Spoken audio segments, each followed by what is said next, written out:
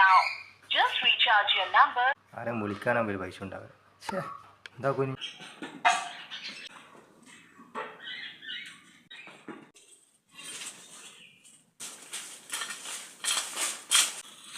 സനിഷ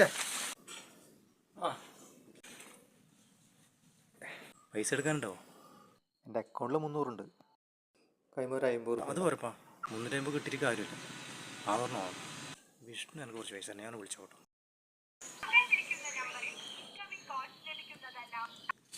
ഛേ, അവൻ്റെ മൊബൈലിൽ വിളിച്ചാൽ കിട്ടൂല, പൈസ തീർന്നു തോന്നും. അവൻ്റെ മൊബൈലിലേക്ക് റീചാർജ് ചെയ്ത് കൊടുക്ക്, അപ്പോൾ കിട്ടുമല്ലോ. പറഞ്ഞാലോ അതൊരു നല്ലൊരു ഐഡിയ തന്നെ. ഹലോ.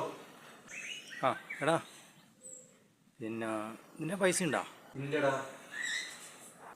കിട്ടൂല. ഇല്ല, ഞാൻ വൈകുന്നേരം തരാം. വൈകുന്നേരം തരണേ. വൈകുന്നേരം തരുത്.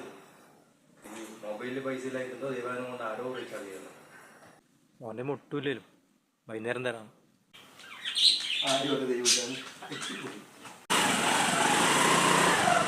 ഇതാ നിങ്ങൾക്കെല്ലാം പൈസ കടന്നതിൻ്റെ പ്രശ്നം.